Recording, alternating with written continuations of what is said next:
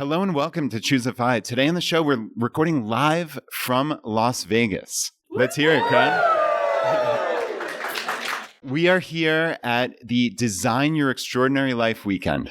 And I'm so fortunate to have Alan and Katie Donogan with me on the show. And my co-host, Ginger, is here as well. Just by sheer happenstance, she is here as part of the weekend. So, of course, I took the opportunity to bring her up and join me here. So this episode is going to be a little insight into what this weekend looks like. So this is an immersive 80-person event here in Las Vegas. Alan came to me and said, do you want to do something awesome?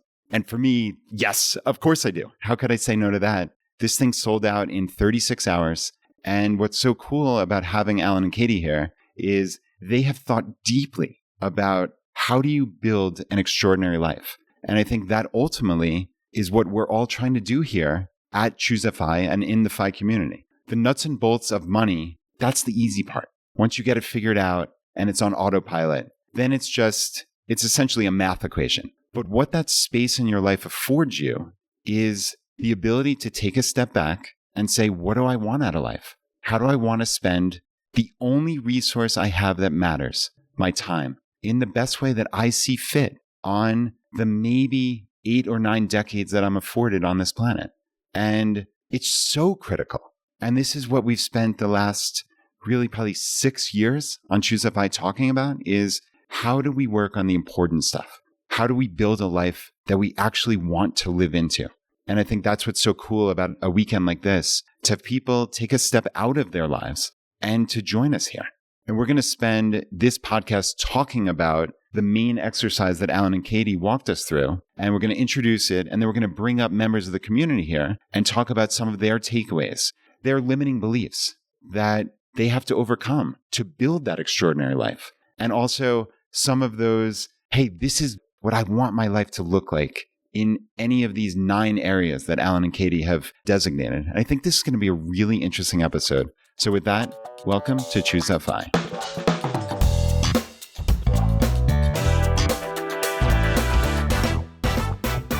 All right. So Ginger, what a treat to meet you in person. I know, it's so wild. It's so fun to actually see you and to be able to have an extended conversation. And thank you so much for including me.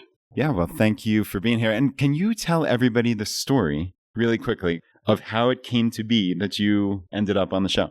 Okay, you guys remember that episode where Brad announced that Jonathan was taking a step back, and I'm doing my exercise like every Monday morning. I'm listening to Choose FI. I'm like, oh my gosh, change the day, change everything. Like, this is my opportunity to jump in and reach out to Brad.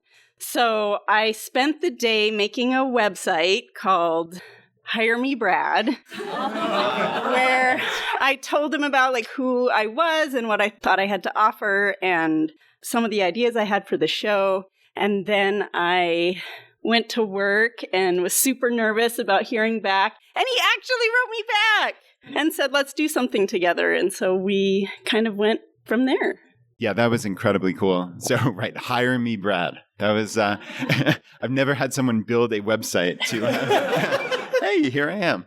So, yeah, that was fantastic. And obviously, you've been on the show now probably 10 plus times. And yeah, it's just cool to meet you in person. So, yeah, we're going to have a chat with Alan and Katie. So, all right, let's just jump into it. I'm not going to do any preamble here. So, talk us through the exercise that you presented Saturday morning at this event. Well, I think one of the key principles that we've been speaking about is lots of people think financial independence is the answer, but it's almost as if FI gives you the keys to freedom, but it doesn't teach you what to do with freedom. And lots of people kind of fall apart when they get to retirement, quote unquote, whenever retirement is. Retirement might be at 35, 45, 55, 75. It doesn't really matter. You face the same problems of losing your identity, losing what you're doing. And there's lots of challenges to getting to retirement. Yeah, because I think the first thing to realise is that retirement is not actually the goal. And there's also this thing that a lot of us do, me included, of pinning all our happiness hopes on that moment when you hand your notice in, you say goodbye, and you wake up the next morning and you think that life will somehow be perfect. that all your problems will melt away and disappear. And I'm sorry to say, that does not happen. How do you know? I've experienced that myself. And it was quite painful because I realized, oh, I have all this time to spend with myself now. And there's things that I'm doing and thinking and behaving and acting and saying that I don't really like. And I've been distracting myself from dealing with it by telling myself I'm too busy with work, I'm too busy with life. And now I have all the time in the world. I do not have that excuse anymore. I must actually get onto this now. You know, it's so funny when people on the other side, they always say, like, it's not what you think, and it's not the answer. And we don't believe that. And so... What can I say to make you believe me, Ginger? I was having this conversation at lunch. It's like, how much of me saying, this is what's going to happen, is going to help versus you have to experience that for yourself and realize it for yourself. Like, how do I help you avoid the pain that I've had? Yeah, I think it's just sort of interesting that we all think that we are the exception. You know, like, oh, but for me, if I can just get to that place, then I'll be happy. And I wonder, having had that experience kind of on both ends, how can you speak to that? And I guess I hear what you're saying, where you're like, you just have to do it. It just has to be you. But I think it's a common experience that so many of us think, I'm the exception, you know, it will be different for me. I think it comes back to a more fundamental mindset of, I'll be happy when. So you're going throughout your day, you're traveling somewhere and you're really excited to get to where you're going. You're like, well, I'll be happy when I've checked in at the airport and then I can relax a bit. Or, oh, and then I'll be happy when I've got through security and then I'll be able to have my coffee the other side and be waiting by the gate and be ready. Oh, I'll be happy when I get on the plane because actually it's a little bit stressful here in the lounge. I want to get on the plane. And it's truly knowing and understanding that if you believe that happiness is when certain criteria are fulfilled, you'll never be happy because you're thinking that it's outside of yourself. And once you get that the happiness is now and the happiness comes from within, that's the only way, I think, to combat what you're saying. Because if you know that it's about you and nothing to do with your circumstances, because when you get to 5, you'll be like, oh, I'll be happy when I have double my FI number. Like, you'll come up with something else because that's what your brain is used to doing. So I hear you say the antidote here is to recognize that the only time you get to live is in the present. There's always going to be a now, and that's the only time that you actually get to live your life. Yeah, I think for me, one thing that has been so striking, I would say, is like an evolution that we've seen here at Choose FI specifically in terms of at the beginning of the FIRE movement. And what's so interesting, actually, is that you guys, as part of your presentation this morning, were asking, is FIRE more associated with running away from something or running towards? And I think your next slide kind of presupposed that it was invariably running away from. But I think what we've tried to do is to change the messaging in terms of Choose FI and it being FI as opposed to FIRE, right? So I think the original FIRE movement, which I don't ever use that phrase anymore, FIRE movement, but I think the original FIRE movement was truly running away. It was, I hate my job. I'm going to save 92.67% of my income and get there to that number as quickly as possible. But I think we've seen people across the spectrum of FIRE adherence who have basically said, hey, I got there and I realized it wasn't all that it was cracked up to be. And that all to say, taking a step back, I think anyone pursuing FI, there's no argument to me that your life is going to be better with financial space. Hard stop, end of story. When you're not stressed financially, your life by definition is better. So it's not like a 0 or 1 here. But for people who are pursuing FIRE as rapidly as possible and thinking they're going to hit a number and it's going to be unicorns and rainbows and such, that's just not the way it works. That is not the human experience. It's not my lived experience. It's not yours. And I think, again, what we've tried to do is change that to you have to put the work in all along the way. And it's constantly evolving. We had Michael ask a question earlier this morning about, is it indecisive? to, and I'm paraphrasing loosely here, but do you want to just set a goal and just march towards it? And I think for me, I've realized that life is constantly changing. That is the one certainty, is that even goals that I had as part of my FI life have changed dramatically just in the last couple of years. And that's okay. I think that's the message we want to get across. So anyway, this is a long rambling way of saying, I think the modern FI movement, financial independence, is much less focused on just that number. And it's focused on how do we live a better life? But maybe we don't know how to get there. And I think that's what's so cool about an exercise like we're about to talk about, is there are action steps that we can take. And I know we had Jess from the Pioneers on in episode 472 recently, and it was the cure for the boring middle. And that might be a good supplement to this episode. If you're just listening to this, go back and listen to that. It's another kind of iterative process of how do you work through, like, here's some brainstorming.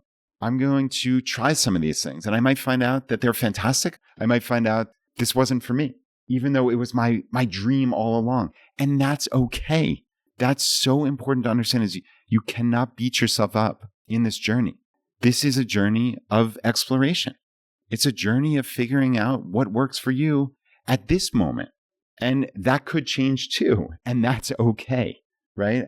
Alan, I'd love to get you in here and talk about, how do we begin designing an extraordinary life?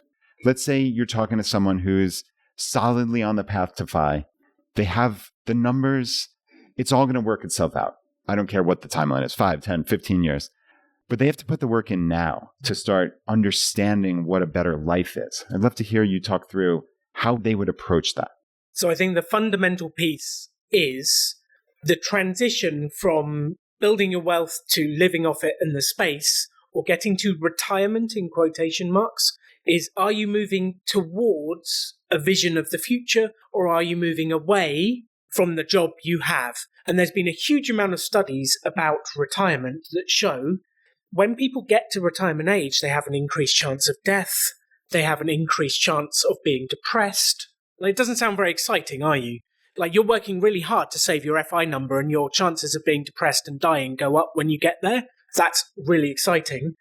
But it depends on your motivation when you're getting there. So the motivation, are you going away from a job you hate, or are you going towards a future you want? So for us, the key bit, whatever phase you're in, is what are you moving towards? And sometimes people say to me, I'm moving towards retirement. Well, that just means you're moving away from work, because they've never defined what retirement is. It's a generic thing, and they think, oh, I'll figure that out when I get there. And if you think that, you're in for a painful transition.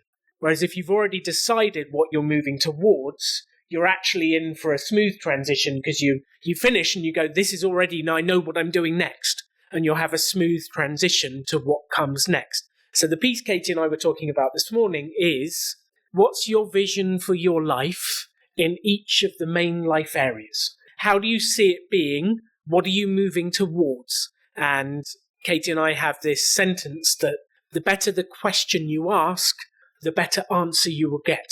Ask a vague question, get a vague answer. Ask a concise question, you really get someone thinking. So we had this question to ask, which was, if we gave you a magic wand and you were allowed to wave it, and you would wake up tomorrow with your life exactly as you wished it to be, how would you know it's the way it is? How would you know that's the life you want to live? What would you see? What would you hear? What would you smell? What would you taste? That might be a weird one. I don't mean the person next to you in bed. I mean breakfast or food. We weren't going there. Family-friendly show, Alan. Come on. We're in Vegas. Please keep that in. But how would you know you're living the life you actually want to live? So if you can define that, then you can go about creating it, because you can build any life you want to. So Katie and I had this thing of, okay, in your major life areas, health and wellness, mission, business, whatever you call it, fun, adventure, passion, friends, family, what does your life look like if it's exactly the way you want it? then that gives you the thing to move towards. That gives you the thing that will help you have a smooth transition to the next phase of your life, whatever that be, the next chapter. And the secret is you're allowed to start living your extraordinary life any moment you want to. Maybe even now. Maybe now. Maybe. Maybe. Or you can put it off until later and wait for happiness at the end. I don't know why they're laughing. I did that. Well, that sounds great, you guys. But I think... But... I think the question we have after hearing you talk about all of the big things that we want for our lives is, what do you do with your fear? Can you define which fear are we talking about here? Your fear. Is it the people that are afraid of running out of money, the people who are afraid of being bored? Like, there are so many fears. Or is it generically the fear that everyone has? I guess we're looking to you as two people who are living extraordinary lives. And so we want to be like you. And then we think about, okay, well, I want to run up that big mountain. I want to try that thing.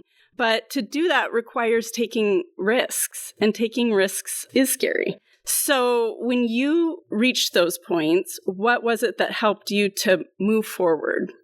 I have several thoughts for you. Number one is you get to decide what your risk is. So lots of people go, well, it's a risk doing it. Define what that means. Is it a risk of time? Is it a risk of energy? Is it a risk of money?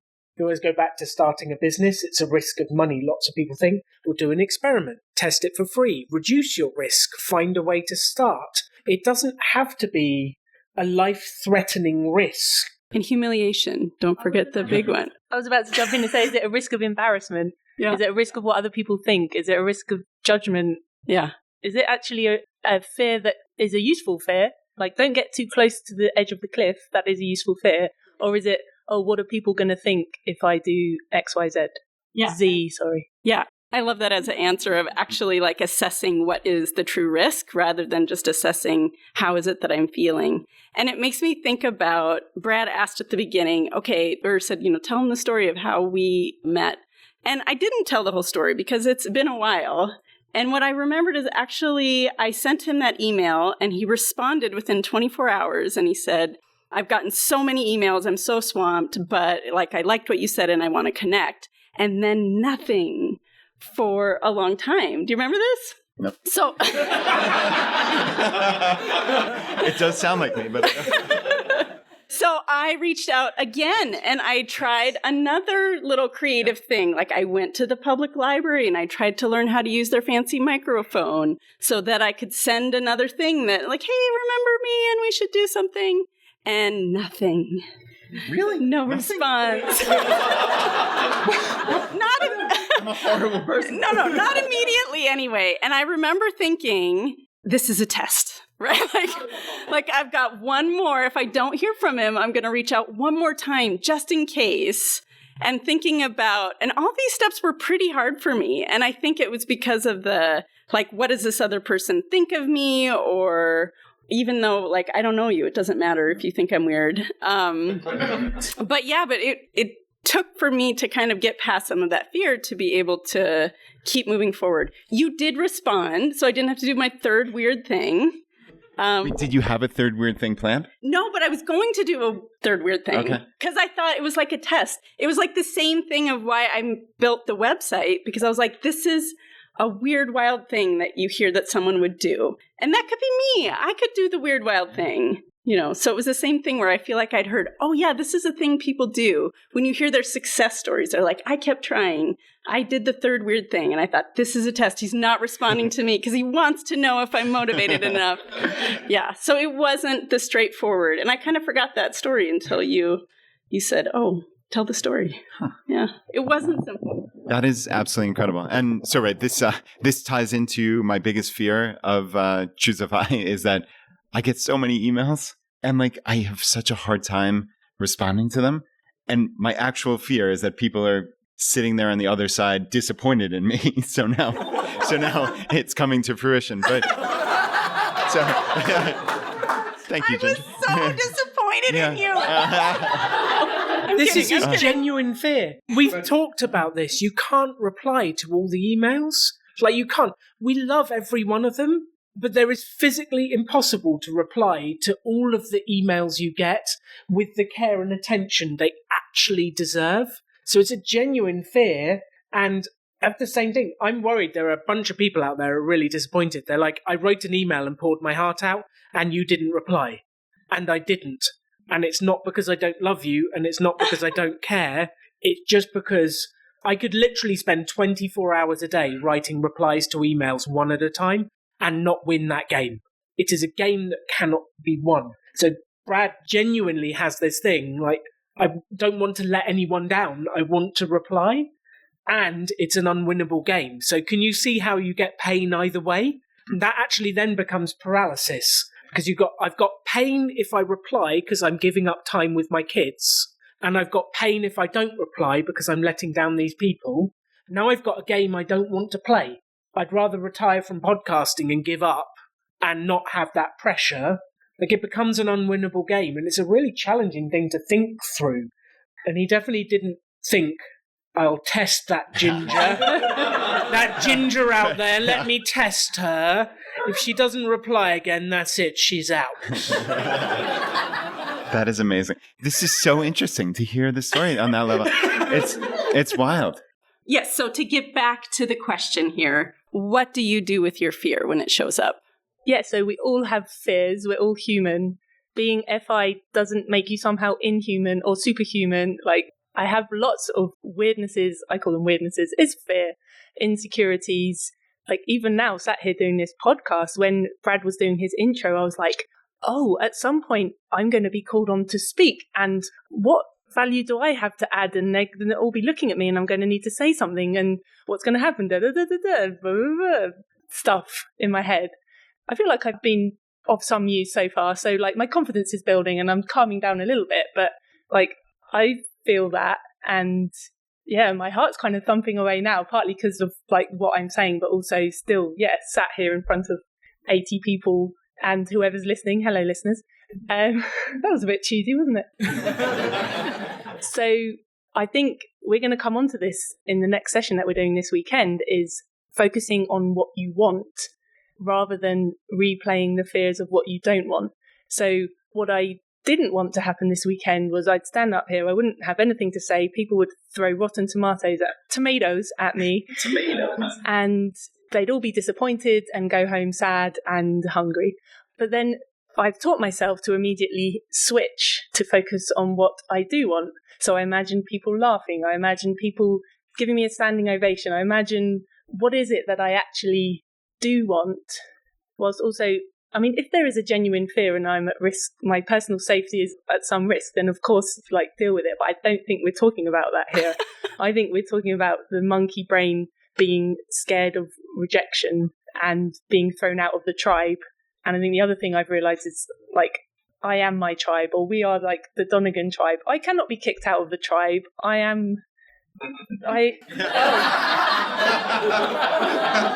Based on what happened earlier.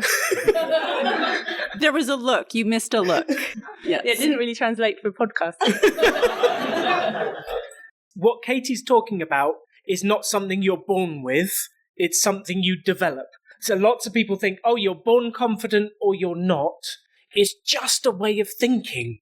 And you learn how to think like that. So I had to, for years when I was learning how to present, to change my focus. Because I had a choice. Before the presentation happens, I can focus on, am I going to fluff my words? What's going to go wrong? Da, da, da, and all the fears come streaming out. Or I can do something to distract myself and then just be present when it starts. Or I can focus on it going well, people reacting well. And you just train yourself over the years to go, I am going to focus on happiness. I'm going to focus on laughter, energy, the end result. And it's almost as if you imagine your head naturally twists towards what could go wrong, because your brain has one purpose. Do you know what your brain's purpose is? To keep you alive. It's not designed to make you happy. It's designed to keep you alive. What you have to realise is it will naturally point out everything that could go wrong in an effort to keep you safe. But that is not a way to be happy. You have to take control of this thing in your skull and teach it to look for what could go right, and then you're more likely to experience it. So none of this is a inherent born with technique. You're actually born with the wrong technique.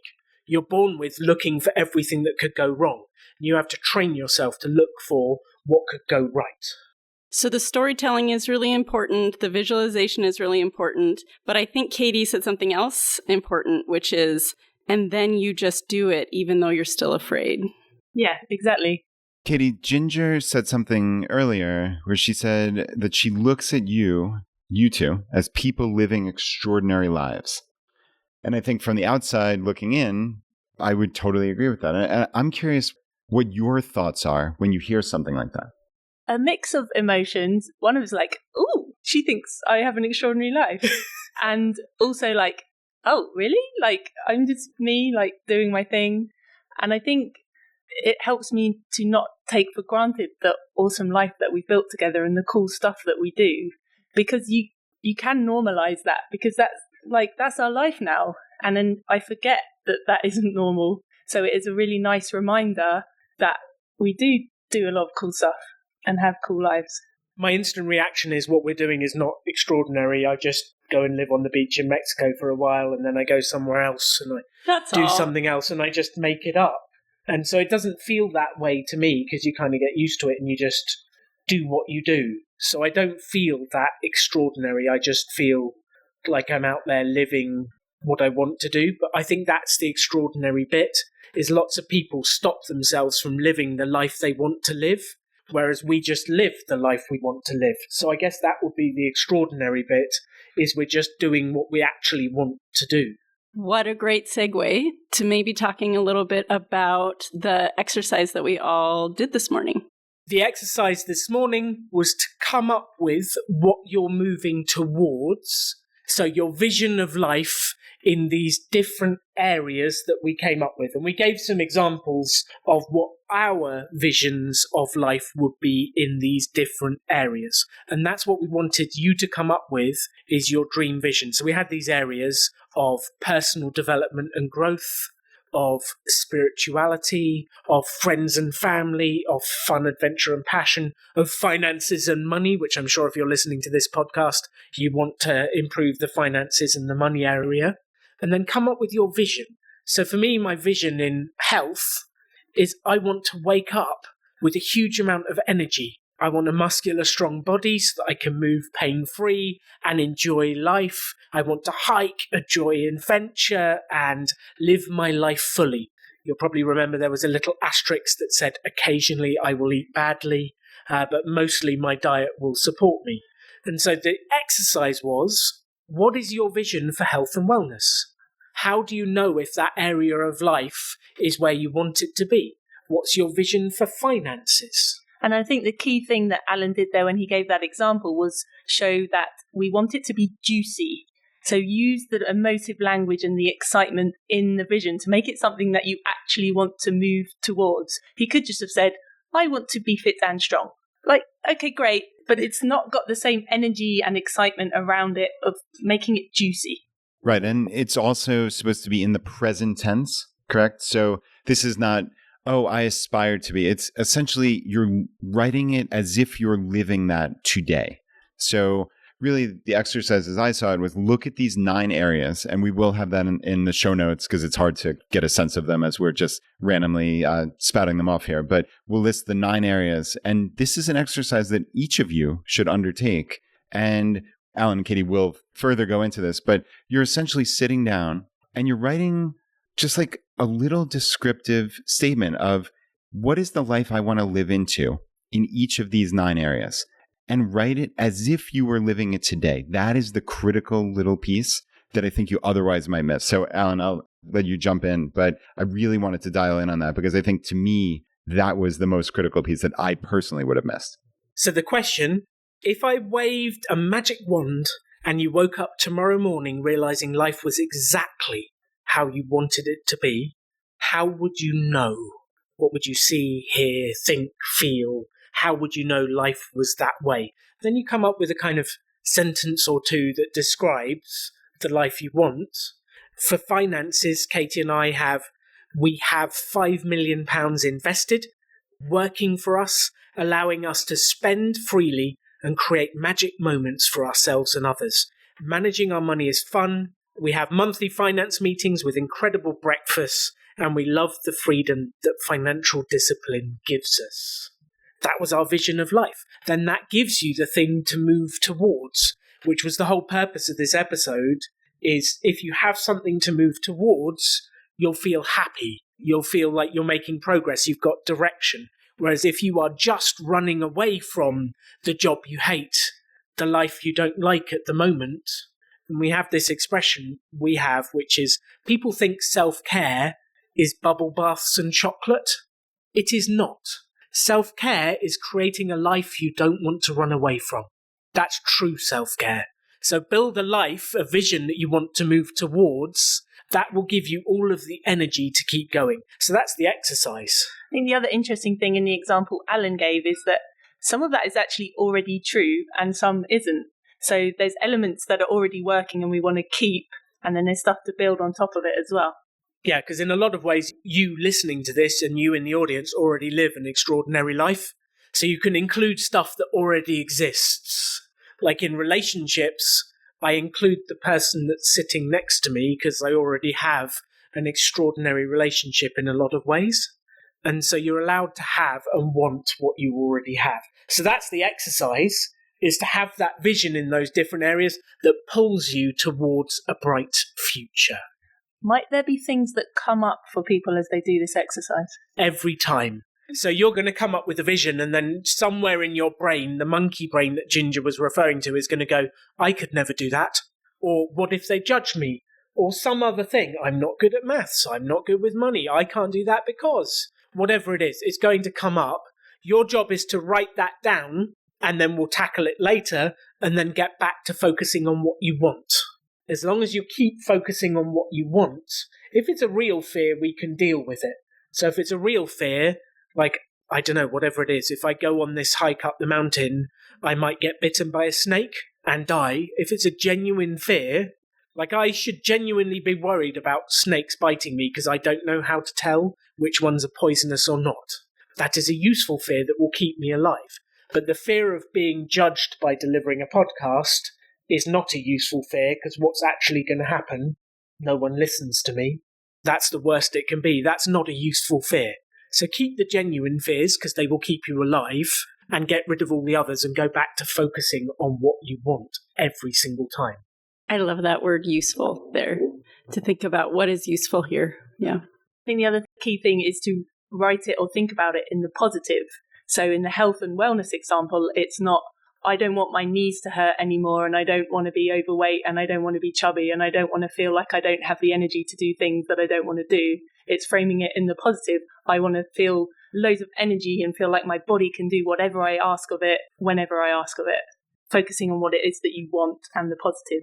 People are very equipped to tell you what they don't want, which is away from motivation, which is exactly the opposite of what we're trying to get to, which is towards motivation. You ask someone what type of house they want, I guarantee most of the times they'll say, I don't want to live in a city, I don't want this, I don't want that, and they'll come out with a list of everything they don't want, which is focusing on what you don't want, which will bring it into existence.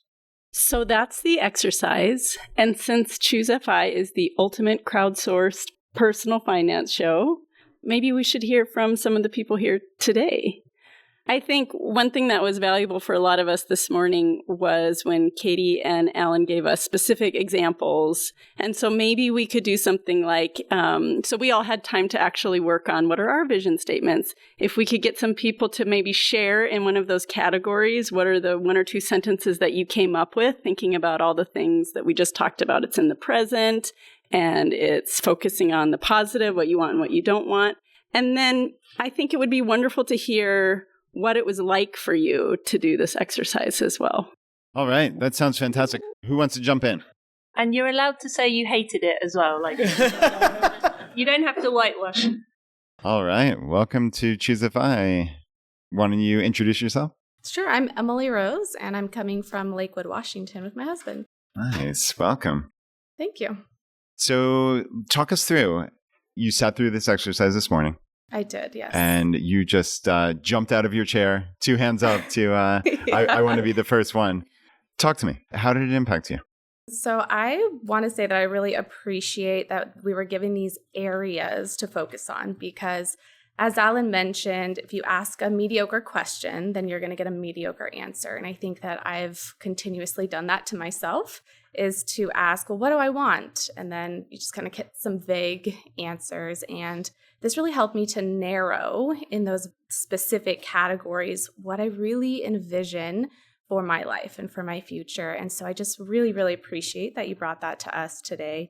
And I think also it helped me to reflect on what is going really well in my life right now and the things that I don't want to change or that I wouldn't change if I had an opportunity. And so even though I have things that I'm working towards and I have visions and goals for the future, for me, health and fitness needs to be improved upon, but I have other areas that I just absolutely love, and I can continue to celebrate those areas and live the best life, my extraordinary life today, as I work towards those things that I want to be more positive.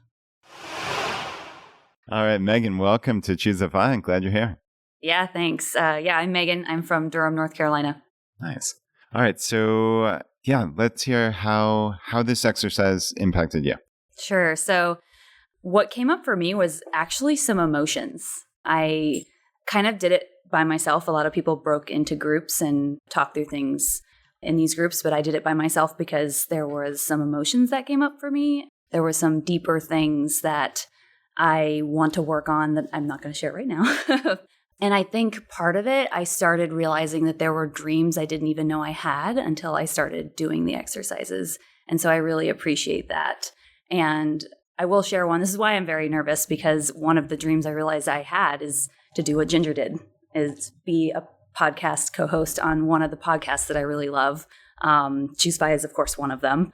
But I'm nervous to say that because, I've never done anything like that before. And so, and I didn't even know I had that dream until I was writing it down and talking about the personal finance business that I started on my own. And I was like, oh, this would be incredible to do. So, I'm probably really red right now. Sorry.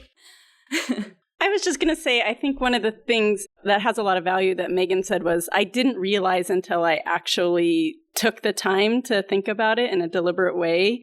And that is so important, because when we hear about an exercise like this, we don't usually actually do the exercise, right, when we're on the other end.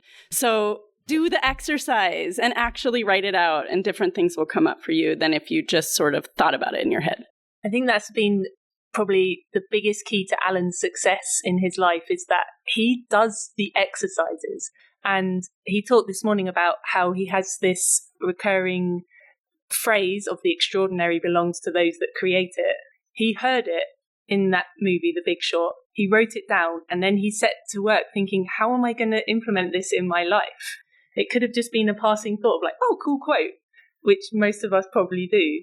But one of the biggest keys to his success is that he will do the exercises. He will think about what he's heard and figure out how to implement it. Normally that same day.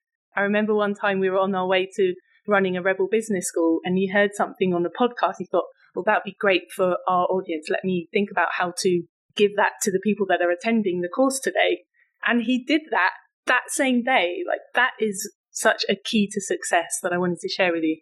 There should be no barrier. You just make it happen. And then I had one more thought for Megan and for everyone here, is if when you're doing this, emotion comes up, there is a question to ask. You know I love a good question. The question is, what do I have to believe to feel this way? So sometimes you get scared, you get nervous, you feel overwhelmed, whatever it is. What do I have to believe to feel this way? And that's the question that uncovers the story that we tell ourselves to create the emotion or the feeling. Then we can look at it and go, is it a real story? Is it a real fear? Is it a useful fear? Is it something else? But what's the story? So if you're ever doing an exercise like this, that's the question to have in your back pocket for the moment some emotion, feeling comes up.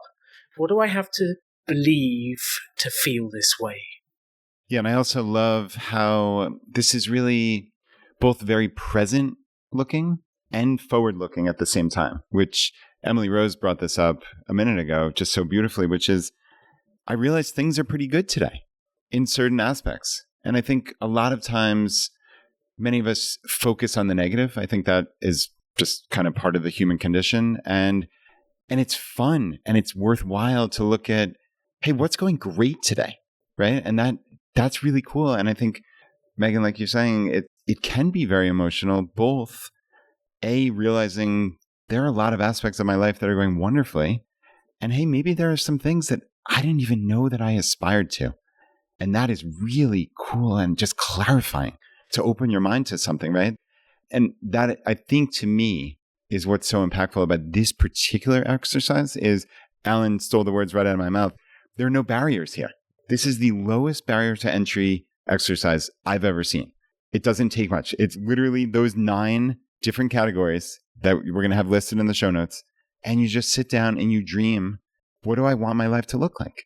And that's really, really cool. And Megan, thank you so much for sharing. I think it's really helpful. Before I leave, though, I just want to mention to the audience, though, the reason why I came up with dreams that I didn't even know I had is because you guys said be unreasonable. Because I was at first going to do something much smaller.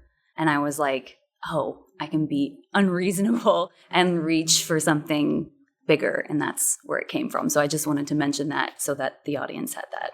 Yeah. Also, my Fitbit is thinking I'm exercising right now.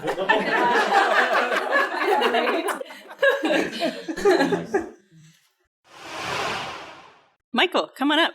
All right, Michael, welcome to Choose a Vi. It's good to see you. I met you at Economy a couple of weeks ago, so it's nice to have you second time meeting here in just a couple of weeks. So you were the one I referenced earlier, and I'm curious how this particular exercise impacted you.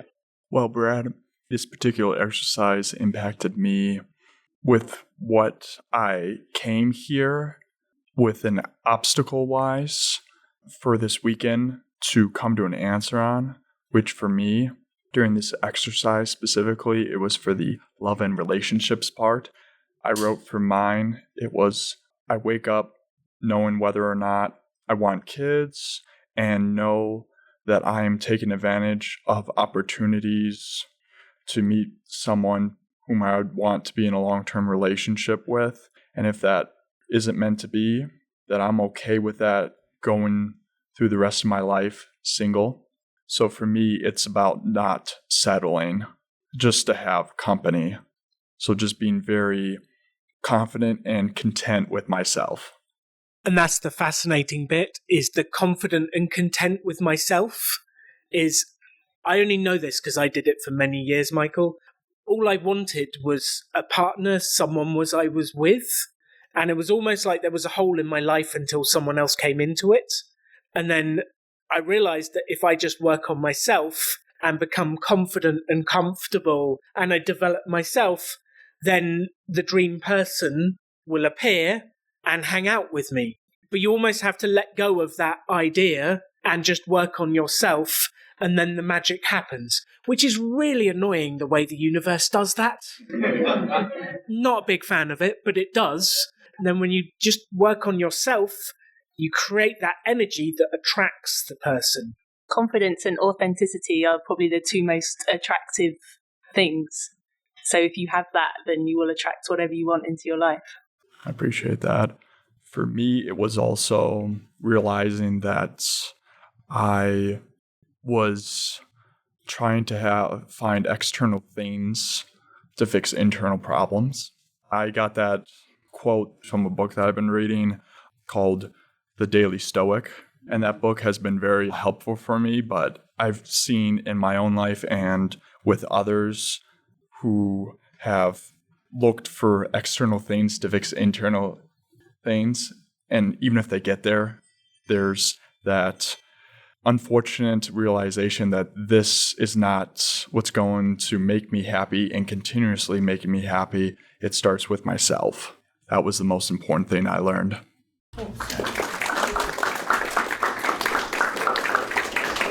Yeah, that's absolutely beautiful, Michael. Thank you so much for sharing. Eric, welcome to the show. Thanks. It's great to be here. I'm having a blast. Yeah, good to hear. All right. So tell us why you just raised your hand and wanted to jump up here. How did this exercise impact you this morning? Yeah, I wanted to just share it because it's pretty profound impact that it had on me. And one of the things I really noticed going through it, and we're going to tackle that tomorrow, was how these stories we tell ourselves try to shut down what we're dreaming. And for instance, for adventure and fun and passion, I just want to have that. I want to find adventure in things that are simple, regardless of cost and time and effort and planning. And it all sounded great. And immediately in my head, it started going, you can't do that because it may cost too much, or the people may not enjoy it, or it may just not be fun. And so that was a big impact. And so I'm looking forward for tomorrow to see how that did that. But the other thing that hit me when we were doing that is thinking back when we were going to dinner and Katie was leading us to dinner and we were just going through the hotel lobby and we could have gone straight to the restaurant. But instead, she turned to the right, went outside, led us outside and back into the restaurant, which was just a fun little adventure. It was unexpected. It was nice. It was welcome. It was free.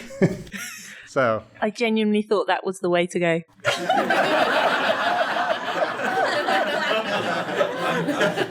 But that shows you can find adventure in anything. It's like, oh, an adventure. exactly. We'll say that to each other all the time, me and Alan. We're like, oh, this is an adventure. It's just the way that you approach the same thing. You could have thought to yourself, oh, why are we going this way? This is the wrong way. Doesn't she know it's just over there?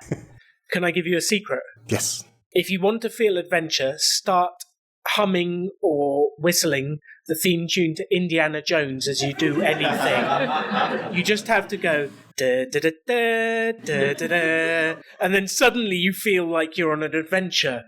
And I repeat this so many times for myself, I think. It's never the thing that is the issue, it's the way we think about the thing. So if we just change our thinking, a walk outside the wrong direction becomes an adventure. If we just hum a song before we record the podcast, it feels like an adventure. So you can just change your thinking with tiny little tricks and hacks in your brain. So yeah, get the theme tune to Indiana Jones on your phone and play it the next time you go out in the morning and see how it feels differently. I love that because I think what Alan is saying is if adventure feels too big, we can think of it as, can I bring some lightness maybe to my life? But Eric, I see you brought your notebook up, and I'm wondering if that means you might be comfortable sharing one of your vision statements with us. Sure, I would. I almost kind of did with the fun, adventure, and passion, but I could do the health and wellness one, which is, I have an eating and exercise pattern that supports and optimizes health and wellness so that I am never, ever limited by physical or energy limitations. And my pants never hurt me.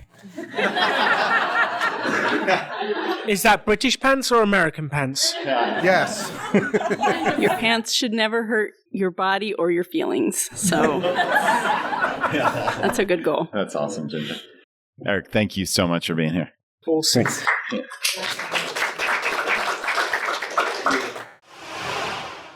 Viola, welcome to Choose a Fi. Thanks for being here. It's nice to meet you. Nice to meet you all, too. Very excited to be here. Yeah, I know this exercise brought up a lot, and I remembered Alan and Katie saying to note particular stories and beliefs, and they are actually quite heavy because I'm sitting in front of this microphone. I'm a wheelchair user, and my husband and I took a big risk to come out here and spent a lot of money and be a part of this. And it's rather the same way that they talked about this event, which was to have an FI event in the most unlikely FI city. And I hate to admit, but people like us, Dan and I, just have a lot of challenges, I would say, to choose FI because of various reasons. But, we are very fortunate because we have lots of things in our lives that allowed us to get to a place like this. But I think about people like ourselves, and when we even work on a YouTube channel called The Ginchiest, and we try to help people with disabilities to improve their quality of life, but it's difficult, and it's not as straightforward of a path. It's not as simple of a path. So it was a bold exercise. I'm glad that we did it, and We want to continue doing it, but I want to know how can we help others like us to pursue something like this, make it a little bit easier for them as well. I asked that of you guys. No, I love that. It's a great question. My first thought is there are real limitations, and then there are limitations in our brains. And sometimes we get confused between the two, and sometimes we're not. Sometimes they're real, sometimes they're not. And if you'll allow me, this is a slightly different one, but it kind of becomes real. For British people, they always complain about the weather. It is always grey and rainy. It's not, because summer does exist for 2 weeks. You just don't know which 2 weeks it's going to turn up. And people always say you can't change the weather. And I always agreed with that. You just have to be happy no matter the weather, and I still believe that. And then later on I realised you can't change the weather, but you can change city, or you can change location, or you can change other things. And I think some of the limitations that exist, we maybe have not found the way to change them yet. But maybe there is a way to come up with an idea, a thing that would help us to live even more of the life we want to live. And it's always an incremental thing. So your question actually was, how do we help more people to live the life? And you were specifically asking for... Like myself. Like yourself? Yeah. For me, it's the same for everyone. How do we free you to live a bit more of your life? How do we free them to live a bit more of their life? How do we free someone to do whatever it is they want to do? Like if you dreamed of climbing a mountain, I'd be like, right, we have some limitations, but let's work out how to do this. I don't know. How many men do we need? How many women do we need? How many sleds? How many dogs? I don't know. What resources do we need to make your dream come true? And I don't care what your dream is or what anyone's dream is. I'd be like, how can I make that happen for you? And I think it's always coming from that question of possibility and how, rather than judging it going, Viola could never do that. I'm like, maybe she could. Maybe she could inspire more people to do it. Maybe she would start a mountain climbing team. I don't know. And it might be really challenging, but I genuinely believe like nothing's impossible. Mm. And I don't see someone in a wheelchair. I see a human being that could do anything. So let's figure out what you want and work out how to do it. And that's the same whether you have a wheelchair or not, whether you've hurt your leg. I don't care what it is. It's the same. What's your dream? And let's figure it out. They're just limitations that we can work out how to get around, past, over. I just want to help you do whatever you want to do. Did that answer your question at all, or did I completely dodge it? No, that was helpful. Thank you. Thank you so much for being here, Viola. Yeah, really thank you. appreciate it. Thanks.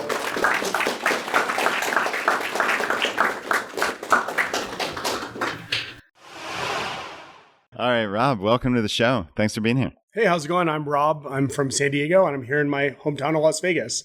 So I was really excited to be here with you guys at my hometown. All right. What did you think of the exercise?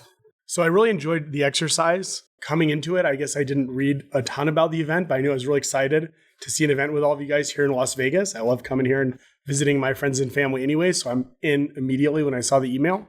And when I got here, my expectation, having not read everything, is, it's just going to be all about how to pursue financial independence and choose FI and all the things that I love about this community. And I thought it was really cool that it was about the whole balanced life and not just the goals in one particular area. And I really particularly enjoyed the magic wand because it let you sit down by yourself or in a group and not have any limitations and think big and design something in all of those areas for an amazing life.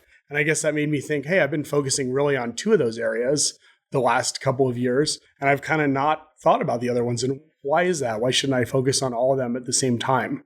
And so I really enjoyed that part of it. Was there anything surprising that came up for you? I wouldn't say surprising, but I would say I haven't really reflected as much on how to make improvements in all of those areas as I have specifically on the finances and asset allocation. And, health and fitness has been a big goal for the last year. So, I'm with a trainer and I'm watching my diet. But those other areas I've kind of not spent a lot of time on. Alan, I'm curious to you, actually. So there are 9 of these categories. And I think if someone is trying to, so they're sitting down, they're doing the exercise, and they're coming up with this vision statement, if you will, for the 9. but it's hard to work on 9 things at once, right? And I think people, because again, this show exists to help people feel confident taking action. And anytime I see friction or potential overwhelm, I like to try to get in front of it. How does someone approach, wow, I have 9 aspects of my life that I need to work on? Like, how would they think that? Do you prioritize? Is there a way that you work through that, or would advise someone who's undertaking this exercise? Like Rob is talking about these 2. He's focused on these 2, and now he's realizing, okay, there are more, but how does he attack the 9 in some sequential order? How does it work? So my favorite expression is you can do everything, just not all at once. And I think anytime people get overwhelmed is they set themselves a huge list. I'm going to improve every area of my life, and you just can't do it all at once. And it's okay to do a little bit on health and fitness.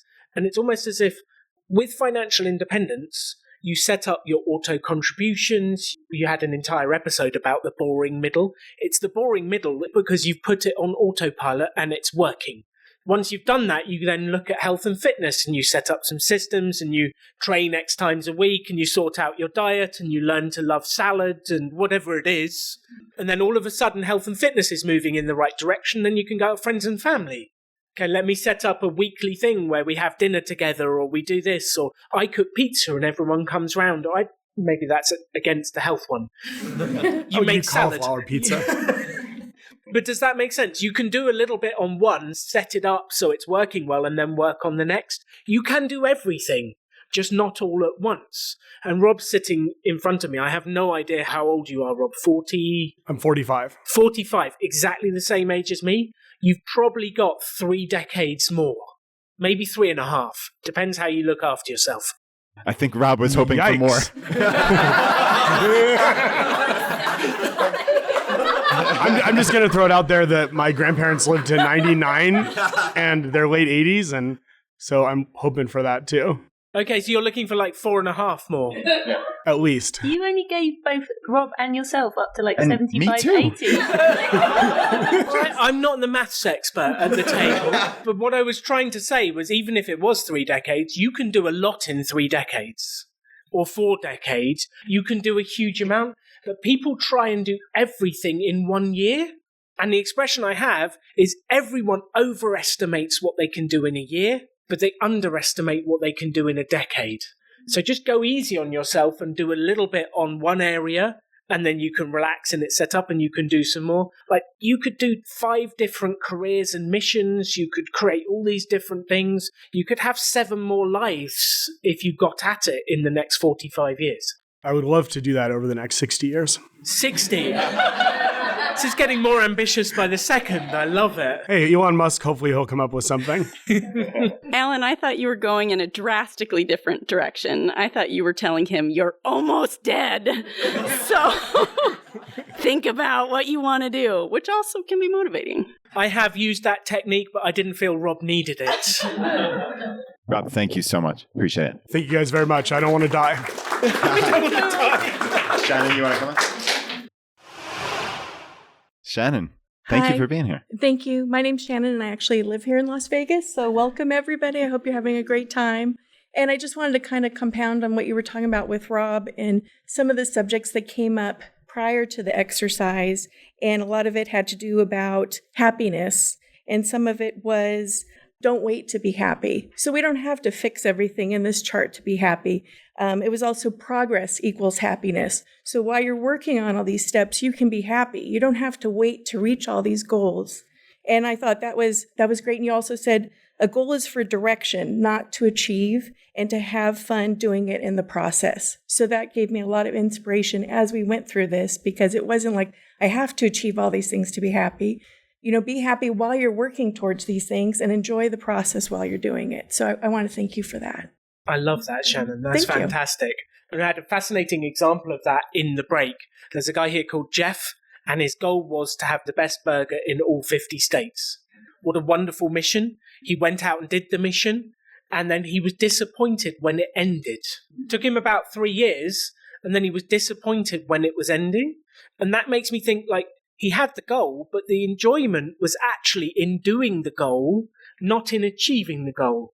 Then he decided, now I can have the best burger in each country. So now he's got 200 countries to visit. Hopefully that'll keep him going for the rest of his days. But the goal is not necessarily there, like you said, for achievement. Don't get it done because then it's over. Enjoy doing it. Take longer. Have more fun. Everyone's trying to rush through their to-do list to get till the end. I'm like, can we take longer, please? Can I enjoy the process of doing it, doing the to-do list? The to-do list is fun. It's not something to get out the way with. So I'm really glad you brought that up, Shannon. Thank you. Thank you for coming.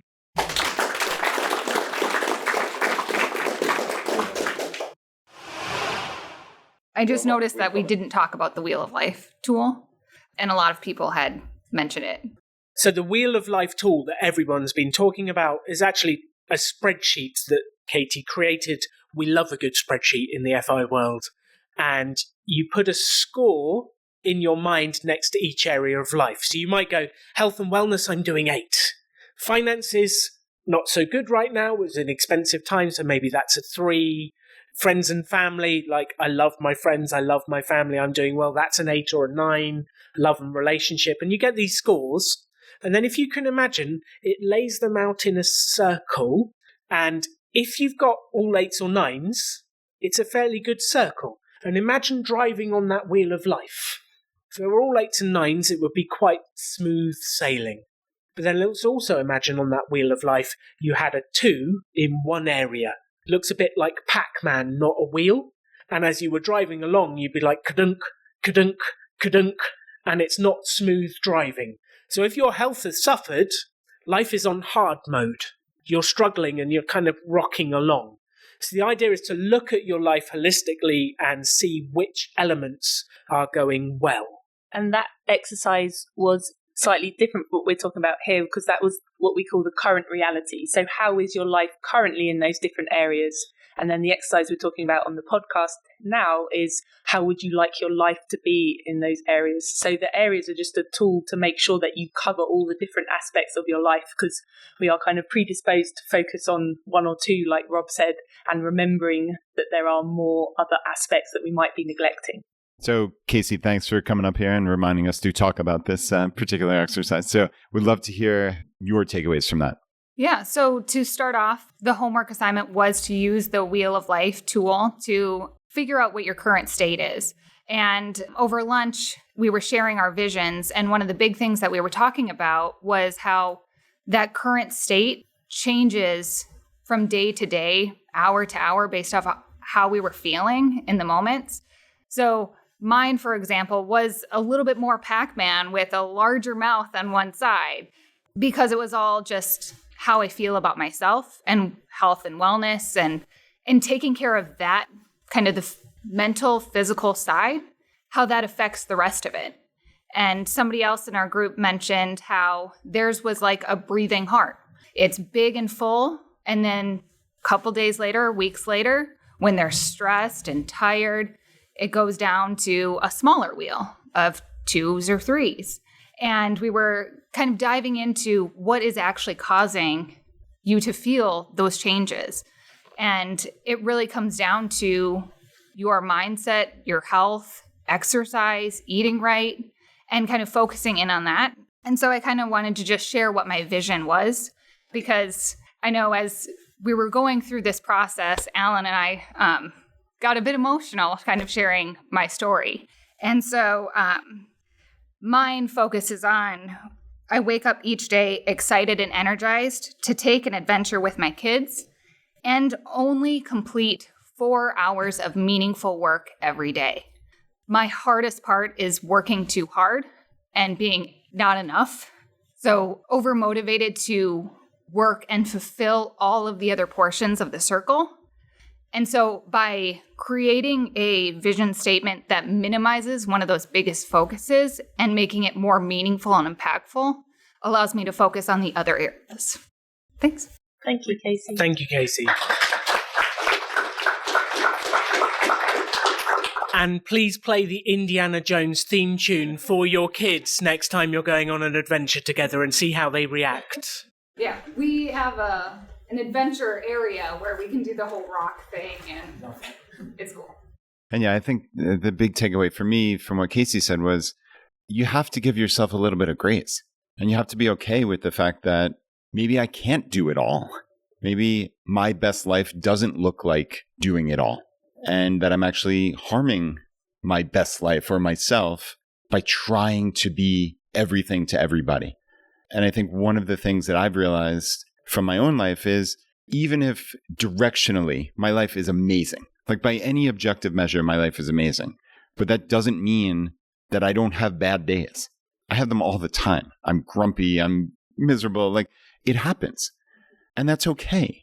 And I think also there's some aspect of like maybe a negativity bias where I'll, again, objectively look at my week and I've gone to the gym 4 times and I've went in the sauna and I hung out with my family and I recorded a podcast that's getting listened to by potentially hundreds of thousands of people. Like by any objective measure, my life is wonderful. But that doesn't mean my lived experience is wonderful every second. And I think you have to come to the understanding that that is just part of the reality of the human experience. And if you think that it's unicorns and rainbows all the time, you're going to be slapped upside the head in essence, right? And realize like this is just it's not how life works. And I think giving ourselves that little bit of grace is really critically important. And Casey, thank you for sharing. All right, Minerva, come on up. So, hi, my name is Minerva. I'm from Los Angeles, California. So, Katie mentioned about there are things that we can have now, like it's okay to love your job. I don't personally like mine, but however, but it would be okay. But it would be okay. But there has been a dream of mine that I've had for some time. I love Sedona, Arizona. It is what I consider, quote unquote, my soul city. And it has been my dream to own a house there. So for physical environment, which is one of the 9 life areas, I wrote, I wake up in my house in Sedona, Arizona, and sit in the patio while I watch the sunrise against the red rocks while sipping my chamomile tea. And I totally envisioned that. I've been there many times. I go there maybe 2 to 3 times a year to decompress because I have a very stressful job, which is why I don't like it. But I totally envisioned that. And I just want to say thank you because I keep telling myself, I can't afford to do that. I'm a single parent and I have a big shovel, but it's scary. And, Katie and I, had a conversation last night and you were like, what's holding you back from retirement? I found out yesterday that I pretty much have FI'd. And I was like, really? I have? It was very surprising. But I want to allow myself to have these dreams, and I think this exercise has really helped me see that. I was kind of to piggyback on what Rob said, you're so caught up in the money, the number, right? The FI number, that you forget to dream about other things and what life can really be like. So thank you for giving us that opportunity.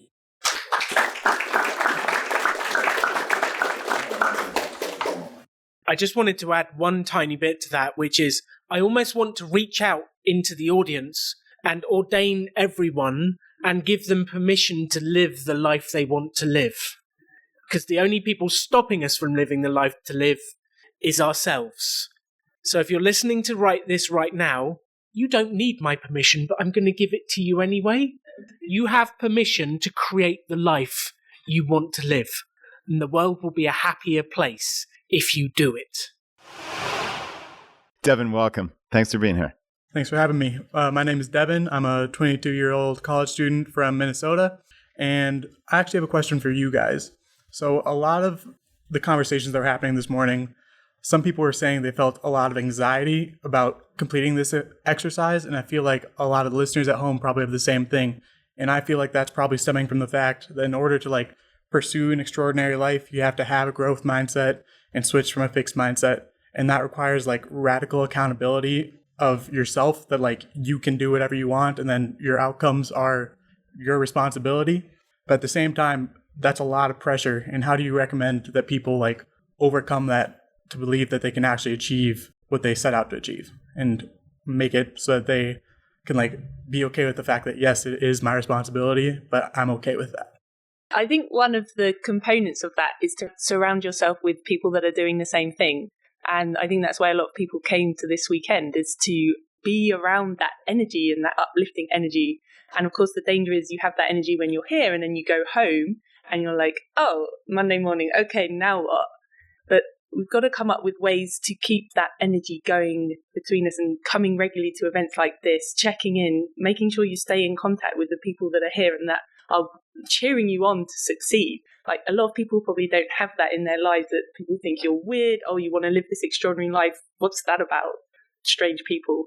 But it's staying in contact and being around that energy and somehow bringing that energy for yourself as well. We have the proof that it is possible to create the life you want. I pretty much don't care what it is you want to do. There are people who have built big businesses, built theme parks. Someone's gone to the moon. Someone's climbed the mountain before. Whatever it is you want to do, it's probably already been done. So we have the proof you can do it, Devon. What else do you need? That was a genuine question. This is a live podcast. It's interactive. I guess just to believe that you are able to do it, like have that internal locus of control and go out and make the change in your life. I'm at the fortunate position of being the youngest person here. I'm 22 years old, so I have my big takeaway is that I can build whatever life I want to. I'm starting early enough, and that's not a limitation to people starting later in life. Even if you are later in life, you can still build the life you want. You just have to take action and move towards that life. You have to visualize who you want to be and then take steps to get there, because you're not going to get there unless you make changes. I give you maybe 5 decades.